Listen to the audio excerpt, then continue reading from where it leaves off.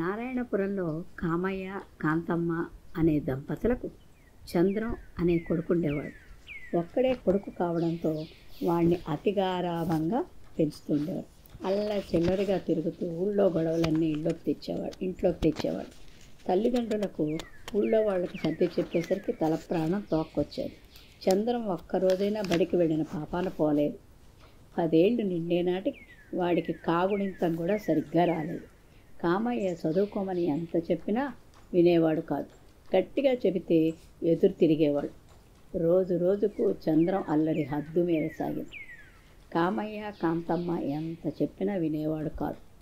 పైగా జూదం ఆడటం కూడా నేర్చుకున్నాడు.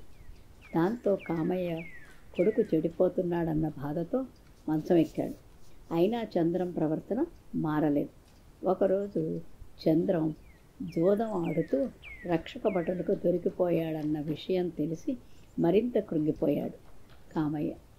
తను మరణించే ముందైనా సరే కొడుకు ప్రవర్తన మార్చాలని నిశ్చయించుకున్నాడు. ఒకరోజు కామయ్య చెరసాల నుండి విడుదలై వచ్చిన చంద్రాన్ని దగ్గరకు పిలిచాడు. ఒక కవరు చంద్రం చేతికిచ్చి వాడితో ఇలా అన్నాడు.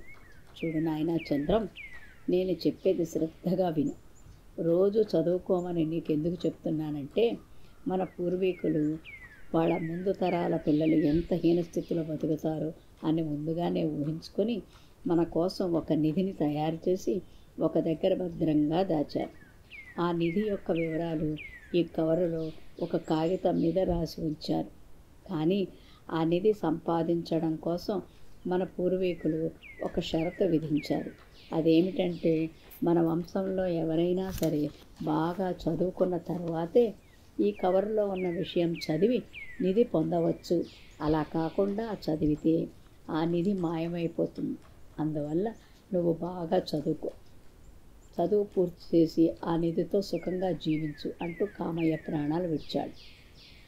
ఆ రోజు నుండి చంద్రం ఆ నిధిని ఎలాగైనా తన సొంతం చేసుకోవాలనే ఆశతో తన ప్రవర్తన మార్చుకొని తల్లి కాంతమ్మ ఎలా చెప్తే అలా రాత్రింబవళ్ళు బుద్ధిగా చదువుకొని పై చదువులు పూర్తి చేశాడు.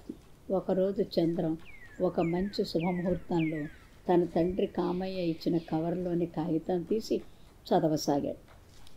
అందులో ఇలా ఉంది. ప్రియమైన చంద్రానికి నీ తండ్రి కామయ్య వ్రాయినది. నువ్వు నిధి సంపాదించుకోవాలన్న ఆశతో ఉన్నత చదువులు పూర్తి చేస్తావని ఆశిస్తున్నా. నిజానికి నిధి ఉందన్న విషయం అబద్ధం. నువ్వు చెడు తిరుగుళ్ళు తిరిగి పాడైపోతున్నావన్న బాధతో నిధి ఉందన్న విషయాన్ని అబద్ధం చెప్పి నిన్ను ఇంతవరకు చదువుకునేవాళ్ళ చేశాను. నేను తప్పు చేస్తే క్షమించు. ఒక మంచి ఉద్యోగం సంపాదించుకుని నీకు నచ్చిన అమ్మాయిని పెళ్లి చేసుకుని భార్యాపిల్లలతో సుఖంగా జీవించు అని తండ్రి ఆ ఉత్తరంలో రాశాడు. చదవడం పూర్తి చేసిన చంద్రం తన తండ్రి కామయ్య తన తెలివితేటలతో చెడు మార్గంలో ప్రయాణిస్తున్న తనను మంచి మార్గంలోకి నడిపించి తనను బాగా చదువుకునేలా చేసినందుకు మనసులోనే తండ్రికి కృతజ్ఞతలు తెలుపుకున్నాడు చంద్రం. తర్వాత మంచి ఉద్యోగం సంపాదించుకొని పెళ్లి చేసుకుని తల్లి కాంతమ్మ యందు భక్తి శ్రద్ధలతో ప్రవర్తిస్తూ చంద్రం సుఖంగా జీవించసాగాడు.